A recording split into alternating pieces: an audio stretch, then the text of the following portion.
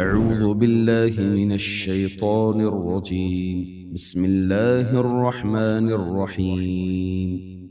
لقد كان لكم في رسول الله أسوة حسنة لمن كان يرجو الله واليوم الآخر وذكر الله كثيرا. نحمده ونصلي على رسوله الكريم أما بعد. عن عائشة رضي الله عنها قالت: كان آخر وصية رسول الله صلى الله عليه وسلم حين حضره الموت الصلاة مرتين وما ملكت أيمانكم رواه البخاری۔ معزز حاضرین، پیارے نبی کریم صلی اللہ علیہ وسلم کی سنہری وصیتیں۔ آج کے درس میں غلاموں کے سلسلے میں نبی کریم صلی اللہ علیہ وسلم نے کیا وصیت فرمائی، اس کو جانیں گے۔ آپ صلی اللہ علیہ وسلم کے اس دنیا میں آخری لمحات تھے، آخری دن تھا اور آخری لمحات تھے۔ ایسا معاملہ تھا کہ اللہ کے رسول صلی اللہ علیہ وسلم اٹھتے، بیدار ہوتے، اور جیسے ہی آپ پر غشی طاری ہوتی، آپ اٹھتے، وضو کرتے، پھر جو ہے آپ بے ہوش ہو جاتے تھے۔ اما عائشہ رضی اللہ عنہا فرماتی ہیں کہ اللہ کے رسول صلی اللہ علیہ وسلم اپنے آخری وقت تین طرح سے یہ کہتی تھیں کہ مجھے دیگر عورتیں ازواج مطہرات پر تین طرح سے خوشی حاصل ہے۔ ایک یہ کہ اللہ کے رسول صلی اللہ علیہ وسلم کی جب وفات ہوئی وہ میرے کمرے میں ہوئی، اور دوسری یہ کہ اللہ کے رسول صلی اللہ علیہ وسلم کی جو وفات کے وقت آپ صلی اللہ علیہ وسلم میرے گود میں تھے، اور تیسری بات یہ کہ نبی کریم صلی اللہ علیہ وسلم کا تھوک میرے تھوک سے ملا، آپ کا لعاب میرے لعاب سے ملا۔ وہ کیسے کہ اللہ کے رسول صلی اللہ علیہ وسلم آخری وقت آپ کے پاس صحابی مسواک لے آئے، نبی کریم صلی اللہ علیہ وسلم نے اس مسواک کو لیا، اور اما عائشہ سمجھ گئیں کہ آپ کے آخری لمحات میں اس مسواک کو چبانے کی آپ کے اندر طاقت نہیں تھی، تو اللہ کے رسول صلی اللہ علیہ وسلم سے اشارہ کی: اَأَلَنُّ لَكَ یا رسول اللہ کے رسول، کیا میں اس کو نرم کر کے دے دوں؟ تو نبی کریم صلی اللہ علیہ وسلم نے اشارتاً کہا ہاں۔ پھر اما عائشہ مسواک کو نرم کر کے اللہ کے رسول صلی اللہ علیہ وسلم کو دی۔ آپ صلی اللہ علیہ وسلم اسی لعاب سے آپ مسواک کیے اپنے آخری وقت۔ تو ایسے وقت نبی کریم صلی اللہ علیہ وسلم نے فرمایا: الصلاة مرتين وما ملكت ايمانكم، نماز قائم کرو، نماز قائم کرو، اور تمہارے ماتحت جو غلام ہیں، جو نوکر ہیں، ان کا تم پاس و لحاظ رکھو۔ تو یہاں پر اللہ کے رسول صلی اللہ علیہ وسلم کی وصیت دیکھیں غلاموں کے سلسلے میں، کہ غلاموں کے ساتھ اچھا سلوک کرنا چاہیے، ان کے ساتھ اچھا برتاؤ کرنا چاہیے۔ یہ وصیت نبی کریم صلی اللہ علیہ وسلم کی آخری وصیتوں میں سے ایک وصیت تھی۔ اگر دیکھا جائے، غلام جو ایک زمانے سے چلے آ رہے تھے، کئی لوگ اس پہ شبہ کرتے ہیں کہ اسلام میں کیا غلاموں کے لیے ایسا ماجرا ہے، ایسا معاملہ ہے کہ وہ مالک کی اطاعت کرے گا، فرما برداری کرے گا۔ اگر حقیقت میں دیکھا جائے، یہ غلامی کا سسٹم اللہ کے رسول صلی اللہ علیہ وسلم سے پہلے قدیم زمانے سے چلا آ رہا تھا۔ نبی کریم صلی اللہ علیہ وسلم کے عہد میں بھی جو غلام تھے، تین طرح کے غلام تھے۔ ایک جنگی قیدی، جنگ جو ہوتی تھی اس میں جو غلام مل گئے ان کو غلام بنا کر رکھا جاتا تھا۔ دوسرا، وہ آزاد ہوا کرتے تھے تو ان پر قبضہ کر کے، ڈاکہ زنی کر کے، ان کا مال سب چھین کر ان لوگوں کو بھی کیا کرتے تھے، بازار لا کر غلام کی طرح بیچ دیتے تھے۔ یہ دوسرے ٹائپ کے غلام تھے۔ اور تیسرے غلام جو پیڑھی سے چلے آ رہے تھے، دادا غلام، بیٹا غلام، پھر وہ غلام، ان کے بیٹے غلام، جو پیڑھیوں سے چلے آ رہے تھے، سلسلہ چلے رہا تھا۔ تو اس طرح کے نبی کریم صلی اللہ علیہ وسلم کے عہد میں، زمانے میں تین طرح کے غلام تھے۔ تو دیکھو اسلام کے لیے کتنا بڑا چیلنج تھا، کتنا بڑا سوال تھا اس سسٹم کو ختم کرنے کے لیے۔ یعنی اسلام کے احسانات، اسلام کی نعمتیں اتنی زیادہ، ان نعمتوں میں سے ایک بڑی نعمت یہ غلامی کا جو سسٹم تھا، اسلام نے اس کو ختم کر دیا۔ تو پہلی چیز کیا تھی اسلام کے سامنے؟ جو پہلے سے چلے آ رہے ہیں، ایک تو ان کا خاتمہ کرنا تھا، اور دوسرا یہ کہ آئندہ جو غلام کا سلسلہ ہے اس کا بھی مسئلہ حل کیا جائے۔ تو اسلام نے کیسے قدم اٹھایا؟ اگر یہ غلامی کا سسٹم ختم کرنے کے لیے یکایک اگر کر دیتے کہ غلام جتنے بھی ہیں سب کو آزاد کر دیا جائے، اگر یکایک کہہ دیا جاتا تو معاملہ جو ہے درہم برہم ہو جاتا، پورا نظام مفلوج ہو جاتا، نظام بگڑ جاتا تھا۔ امریکہ میں بھی ایسے ہوا تھا، یہ جو نرگس حبشی لوگ ہیں، کالے لوگ ہیں، ان کے ساتھ یکایک کا ایسا معاملہ آیا اور حقیقی معنی میں مسئلہ حل نہیں ہوا، پورا نظام درہم برہم ہو گیا، جنگیں ہوئی، لڑائی جھگڑے، اور آج بھی یہ چیز کالے اور سفیدی کا معاملہ آج بھی وہاں پر موجود ہے۔ اسلام جو قدم اٹھایا، فک رقبہ، فک رقبہ، دو طرح سے مسلمانوں کو ابھارا۔ نمبر ایک، اگر آخرت میں اجر پانا ہے، ثواب پانا ہے، غلام آزاد کریں۔ نمبر دو، تمہارے کرتوتوں کی صفائی کرنی ہے، تمہارے گناہوں کا اگر کفارہ چاہیے تو کیا کرنا ہے؟ غلام آزاد کرو۔ سبحان اللہ، نبی کریم صلی اللہ علیہ وسلم کی یہ ترغیب آپ نے جو ابھارا لوگوں کو، تو لوگ کیا کیے؟ غلام آزاد کرنا شروع کر دیا، غلاموں کی آزادی کا سسٹم شروع ہو گیا۔ خود نبی اکرم صلی اللہ علیہ وسلم 63 غلام آزاد کیے۔ ایسا نہیں کہ اللہ کے رسول لوگوں کو ابھارے اور آپ نہیں کیے، نہیں، اللہ کے رسول صلی اللہ علیہ وسلم جیسے حکم دیتے تھے عمل میں بھی آپ پہل کرتے تھے۔ نبی کریم صلی اللہ علیہ وسلم 63 غلاموں کو نبی کریم صلی اللہ علیہ وسلم نے آزاد کیا، اور آپ کی بیویوں میں اما عائشہ رضی اللہ عنہا 70 غلاموں کو آزاد کیا۔ اسی طرح اللہ کے رسول صلی اللہ علیہ وسلم کے چچا عباس بن عبد المطلب، انہوں نے 70 غلاموں کو آزاد کیا۔ اما عائشہ 67 غلاموں کو آزاد کیا۔ حکیم بن حزام جو اللہ کے رسول صلی اللہ علیہ وسلم کے رشتے کے ماموں بھی تھے، تو انہوں نے 100 غلام آزاد کیے۔ عبداللہ بن عمر رضی اللہ عنہ 1000 غلام آزاد کیے۔ ذوالکلاء حمیری، یہ بھی صحابی ہیں، انہوں نے 8000 غلام آزاد کیے۔ عبد الرحمن بن عوف رضی اللہ عنہ 30,000 غلام آزاد کیے۔ اس طرح دیگر صحابہ اکرام غلام آزاد کرتے رہے۔ ابو بکر رضی اللہ عنہ کے متعلق بھی ہے، بلال حبشی رضی اللہ عنہ۔ وہ طریقہ کیسے تھا؟ یا تو اپنے ماتحت جو غلام ہیں ان کو آزاد کر دیا جائے، یا پھر جن کے ماتحت میں غلام ہیں ان کو کچھ رقم دے کر غلام لے لیے اور اس کو آزاد کر دیے۔ یہ طریقہ جو ہے اسلام میں چلا آ رہا تھا۔ اس سسٹم کی وجہ سے خلفاء راشدین کے عہد کے آخری میں یہ سلسلہ ختم ہو گیا تھا۔ جو پیڑھیوں سے چلا آ رہا تھا سلسلہ تقریباً ختم ہو گیا تھا۔ اب رہ گیا مسئلہ کیا کہ جو وہ غلام جو آزاد تھے ان کو پکڑ کر بیچا جاتا تھا، اس سلسلے میں تو شریعت نے کڑک کی کر دی۔ قانون کیا بتا دیا؟ اللہ کے رسول صلی اللہ علیہ وسلم نے اس سلسلے میں حدیث بیان کی کہ جو شخص 3 لوگوں کے متعلق، اللہ کے رسول صلی اللہ علیہ وسلم نے فرمایا کہ 3 لوگوں کے متعلق میں خود قیامت کے روز مدعی بنوں گا، مطلب میں جو ہے مدعی بنوں گا، مطلب میں دعویٰ پیش کروں گا، میں کل کے اس میں کیا بولتے کورٹ میں مقدمہ میں درج کروں گا، اللہ کے رسول صلی اللہ علیہ وسلم نے کہا۔ اب اس میں سے ایک وہ آدمی جو کسی آزاد کو پکڑ کر کے بازار میں بیچ دیتا ہے، غلام بنا دیتا ہے، اس کے سلسلے میں کل قیامت کے دن کورٹ میں لڑوں گا، مطلب اللہ تعالیٰ کے سامنے میں مقدمہ درج کروں گا۔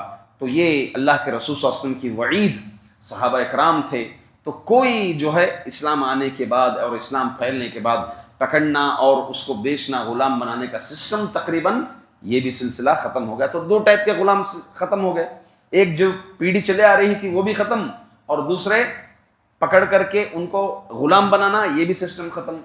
اب رہ گیا مسئلہ جو قیدی بن کر آتے تھے،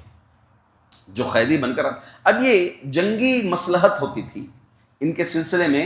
اسلام جو قیدی بن کر کے آئے ان کے سلسلے میں بھی اسلام کے قدم کیا، یا تو ان کو ایسے رہا کر دیا جائے، یا پھر جو ہے ان کے پاس کچھ مال لے کر، ہلکا پھلکا مال لے کر ان کو چھوڑ دیا جائے، یا پھر جو ہے ان کے بدلے ہمارے جو مسلمان غلام بنے ہوئے ہیں انہیں رہا کر کے ان کو رہا کروا دیا جائے۔ یہ شریعت کا قدم تھا۔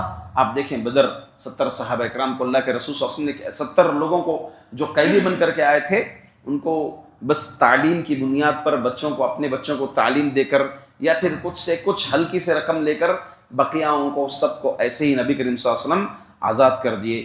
غزوہ حنین میں 6000 عورتیں اور بچیاں آئیں۔ جب قبیلے حوازن کے لوگ آ کر اللہ کے رسول صلی اللہ علیہ وسلم کے پیش کیا تو آپ صلی اللہ علیہ وسلم کے ماتحت اور عبد المطلب کے خاندان کے ماتحت جتنے بھی غلام آئے سب کو آزاد کر دیا، اور اللہ کے رسول صلی اللہ علیہ وسلم نے بقیہ لوگوں کو بھی ترغیب دلائی، تو دوسرے صحابہ کرام بس ایسے ہی مفت میں آزاد کر دیے، کسی جو جنگی قیدی بن کر کے آئے ان کے سلسلے میں۔ تو اس طرح یہ سلسلہ بہت ہی ہلکا ہو گیا معاملہ، بہت ہی ہلکا ہو گیا معاملہ۔ تو غلاموں کا جو تصور تھا وہ تقریباً ختم ہو گیا، اور ویسے ورلڈ اس میں بھی یہ دنیا کے قانون میں بھی یہ ایکٹ میں یہ قانون میں ہے کہ بعد میں جو ہے یہ غلامی کا سسٹم بالکل نہیں ہونا چاہیے، تو دنیا کے قانون میں بھی یہ چیز تقریباً ختم ہے۔ الغرض شریعت مطہرہ کو اگر ہم دیکھا جائے، اللہ کے رسول صلی اللہ علیہ وسلم آخری وصیت آپ کی یہ تھی کہ غلاموں کے ساتھ ان کے ساتھ حسن سلوک کیا جائے۔ دیکھیں غلاموں کو کیسے ان کے ساتھ کیسا معاملہ کیا گیا۔ ایک پہلی چیز، آقا اور غلام دونوں کو احکام کی فرضیت، جو احکام ہے نماز، روزہ، زکوٰۃ، احکام کی فرضیت میں دونوں کو برابر درجہ قرار دیا۔ دونوں برابر ہیں، نماز اس پر بھی فرض ہے، اس کو بھی فرض ہے۔ سلمان فارسی رضی اللہ عنہ غلام تھے، ہاں سلمان فارسی رضی اللہ عنہ کو کتنا مقام اللہ کے رسول صلی اللہ علیہ وسلم نے دیا۔ صہیب رومی غلام تھے آزاد کردہ، انہیں کتنا مقام دیا۔ اب بلال حبشی رضی اللہ عنہ کے تعلق سے اللہ کے رسول صلی اللہ علیہ وسلم نے یہ فضیلت بیان کی کہ میں نے تمہارے جوتوں کی آواز جنت میں سنی ہے، تمہارے جوتوں کی آواز میں نے جنت میں سنی ہے۔ یعنی صحابہ میں تصور یہ تھا کہ یہ غلام طبقہ، یہ آزاد طبقے کا تصور ہی نہیں تھا۔ آپ صلی اللہ علیہ وسلم کے محفلوں میں ایک طرف بلال حبشی ہوتے تھے تو دوسری طرف عبد الرحمن بن عوف جیسے مالدار صحابہ، ابو بکر جیسے مالدار صحابہ ہوتے تھے۔ سب کے ساتھ برابری کا سلوک نبی کرم صلی اللہ علیہ وسلم کا تھا، اور تو اور اللہ کے رسول صلی اللہ علیہ وسلم نے یہ ترغیب دلائی کہ یہ تمہارے غلام تمہارے بھائی ہیں، یہ غلام تمہارے بھائی ہیں۔ اسی طرح ان کے ساتھ جو بھلائی کی گئی اس میں سے یہ کہ ان کے نفسیاتی پہلو میں بھی حسن سلوک کیا گیا۔ نفسیاتی پہلو کیا ہے؟ اللہ کے رسول صلی اللہ علیہ وسلم نے فرمایا لا یقل احدکم اطعم ربک وضئ ربک ولیقل سیدی و مولائے ولا یقل احدکم عبدی و امتی ولیقل فتائے و فتاتی و غلامی۔ اللہ کے رسول صلی اللہ علیہ وسلم نے کہا تم میں سے کوئی اپنے غلام کو یہ نہ کہیں کہ تیرے رب کو کھانا کھلا اور تیرے آقا کو جو ہے پاک کر، اور اسی طرح میرا بندہ، میرا غلام، میری لونڈی، ایسے الفاظ نہ کہیں۔ تو دیکھیں یعنی ان کے ساتھ ایک نچلا جملہ استعمال نہیں کرنا۔ جیسے عموماً کیا ہوتا ہے، نوکر چوکر ہو تو ہمارے پاس کئی طرح کے الفاظ ہوتے ہیں، ہاں چھوٹو، ایسے طرح طرح کے الفاظ ہمارے پاس ہوتے ہیں۔ یعنی ایک گھٹیا یہ معاشرے کے اندر ایسے الفاظ نوکروں کے لیے استعمال ہوتا ہے، تو اللہ کے رسول صلی اللہ علیہ وسلم جو نوکروں کے لیے گھٹیا الفاظ استعمال ہوتے ہیں ان پورے الفاظ کو بند کروا دیا۔ اور دوسرا جو ہے عقدی مسئلہ بھی بتا دیا کہ یہ جملہ جو ہے صرف خدا کے لیے، رب العالمین کے لیے یہ جملے ہوتے ہیں۔ کوئی جو ہے ایسے جملے قرار دے کر اپنے آپ کو اونچا اور سامنے والے کو نیچا نہ قرار دیا جائے۔ اسی طرح کھانا کھاتے وقت اللہ کے رسول صلی اللہ علیہ وسلم ان کے احساسات کا خیال رکھا گیا کہ جب تم میں سے کوئی کھانے کے لیے بیٹھے، تمہارے لیے غلام بناتا ہے، کھانا بنا کر لاتا ہے، لہٰذا کچھ لقمے اس کو بھی کھلا دو، ساتھ میں بٹھا لو اور اس کو بھی کھلا دو۔ سبحان اللہ، عرب میں یہ سسٹم دیکھیں، یہ رواج آج بھی عرب کے اندر نوکروں کے ساتھ بڑے بڑے بادشاہ، وقت کے بادشاہ، عرب کے بادشاہ، عام جو لوگ ہوتے ہیں، کام کاج کرتے ہیں، عمال ہوتے ہیں، ان کے ساتھ دسترخوان میں برابر بیٹھ کے کھاتے ہیں۔ سبحان اللہ۔ تو یہ سسٹم نبی کرم صلی اللہ علیہ وسلم اس کو بھی ختم کر دیا، اور اسی طرح ان کے بدنی پہلو کے اعتبار سے ان کے ساتھ حسن سلوک کیا۔ یعنی کام کر کے جب تھک جاتے ہیں تو لہٰذا تم بھی ان کے کاموں میں تھوڑا ہیلپ کرو۔ آقاؤں کو کیا حکم دیا، اونرز کو، کہ تم بھی ان کے ساتھ کام میں ہیلپ کرو، تاکہ یہ معاونہ، یہ مدد جو ہے ان کے دل میں ایک طرح سے ان کے بدن کو نہ تھکا دے، ایک طرح سے پیار اور محبت آپس میں قائم ہو جائے۔ اسی طرح انہیں مارنے، سخت سزا دینے سے بھی نبی کریم صلی اللہ علیہ وسلم نے منع فرمایا۔ صحابہ رسول ابو مسعود انصاری رضی اللہ عنہ ایک مرتبہ اپنے غلام کو مار رہے تھے، پیٹ رہے تھے. کہتے ہیں کہ پیچھے سے آواز آئی کہ اے ابو مسعود، تجھے معلوم رہنا چاہیے کہ اللہ تعالیٰ تجھ سے زیادہ قدرت رکھتا ہے، تجھ سے زیادہ طاقت رکھتا ہے. تو فوری طور پر ابو مسعود جب پیچھے مڑے تو نبی اکرم صلی اللہ علیہ وسلم، آپ صلی اللہ علیہ وسلم کا یہ جملہ کہا کہ اللہ کے رسول، میں ابھی اس غلام کو آزاد کرتا ہوں اللہ کے راستے میں. تو اللہ کے رسول صلی اللہ علیہ وسلم نے کہا اگر تم ایسا نہ کرتے تو تمہیں جہنم کی آگ جلا دیتی. اللہ اکبر. یہ ترغیب مارنے سے غلاموں کو روکا اسلام. الغرض یہ حقوق جو عطا کیے اسلام نے، ان حقوق کی وجہ سے یہ سسٹم ہی ختم ہو گیا. اللہ کے رسول صلی اللہ علیہ وسلم نے فرمایا کہ تم سب بھائی بھائی ہیں، تم سب بھائی بھائی. خلقت کے اعتبار سے آزاد لوگوں کا اونچا مقام اور غلاموں کا نیچا مقام. اللہ کے رسول صلی اللہ علیہ وسلم نے اس تصور کو بھی ختم کر دیا. فرمایا کہ اللہ تعالیٰ تم میں سے کون گورا ہے، کالا ہے، وہاں والا عربی ہے، عجمی ہے، یہ نہیں دیکھتا، بلکہ کس کو دیکھتا ہے؟ دلوں کو دیکھتا ہے. جو زیادہ دل ڈرنے والا ہو اسی دل کو اللہ رب العزت دیکھتا ہے، اور یہی درجے کے لحاظ سے سب سے اونچا ہے. ابو ذر رضی اللہ عنہ فرماتے ہیں کہ اللہ کے رسول صلی اللہ علیہ وسلم نے فرمایا اخوانکم جعلہم اللہ تحت ایدیکم فاطعموہم مما تأکلون والبسوہم مما تلبسون ولا تکلفوہم ما یغلبہم فإن کلفتموہم فأعینوہم. اللہ کے رسول صلی اللہ علیہ وسلم نے حکم دیا کہ یہ جو تمہارے ماتحت غلام ہیں یہ تمہارے بھائی ہیں، تم جو کھاتے ہیں ان کو بھی کھلاؤ، تم جو پہنتے ہیں ان کو بھی پہناؤ، ان کو زیادہ کام مت دو، ان کو زیادہ کام مت دو. اگر زیادہ کام دیتے ہیں تو تم بھی اس کام میں مدد کرو. اس طرح اسلام جو ہے غلاموں کو حقوق دیا. اور اللہ کے رسول صلی اللہ علیہ وسلم ہمیں غلامی کا سسٹم تو ختم ہو گیا، ہمیں اس میں غور کرنے کی بات یہ ہے. بہت بڑا ٹاپک ہے، میں اس میں نہیں جاتا ہوں، وقت بھی ختم ہو گیا. اپنے ٹاپک کو روکتے ہوئے آج کے معاشرے کے لحاظ سے بول رہا ہوں کہ ہمارے پاس بھی ماتحت دکانوں میں اونر ہم ہیں، تو ہمارے ماتحت کام کاج کرتے ہیں لڑکے، لوگ کام پہ رہتے ہیں، ہیلپرس رہتے ہیں، گھروں میں نوکرانیاں یا نوکر، صاف صفائی کے لیے واچمین، ہر طرح کے لوگ جو ہے عمال ہمارے پاس کام کرتے ہیں. تو ان کے ساتھ ہمارا سلوک کیسا ہو، ان کے ساتھ ہمارا سلوک کیسا ہو؟ اللہ کے رسول صلی اللہ علیہ وسلم نے فرمایا کہ اگر کوئی کسی مزدور سے کام کروا لیا، مزدور لے لیا اور اس کی اجرت ادا کرنے میں ٹال مٹول کیا، اس کی اجرت ادا کرنے میں ٹال مٹول. ہمارے پاس سسٹم ہے معاشرے میں، پیسے پکڑ کے رکھتے ہیں مزدور کے پیسے پکڑ کے رکھتے ہیں، اور یہ کہتے ہیں کہ اب اس کے پیسے پکڑ کے رکھے کل آتا ہوں میں، ورنہ جو ہے نہیں آتا. دیکھیں یہ ہمارے اوپر حق نہیں بن سکتا. یہ مزدور اس کا پسینہ سوکھنے سے پہلے اس کا حق دے دینا چاہیے، اس کا پسینہ سوکھنے سے پہلے اس کا حق اس کو باقاعدہ طور پر چلے جانا چاہیے. اس میں ٹال مٹول کرنا، ان پر زیادتیاں کرنا، یہ قطعاً شریعت مطہرہ اجازت نہیں دیتی. اور اللہ کے رسول صلی اللہ علیہ وسلم جو مقدمہ درج کرنے کی بات کی ہے کہ 3 لوگوں کو، اس میں سے ایک وہ بھی ہیں جن کے ماتحت نوکر ہیں، کام کرنے والے ہیں، اور ان کی مزدوری دینے میں ٹال مٹول کرتے ہیں، کل پرسوں ترسوں تب.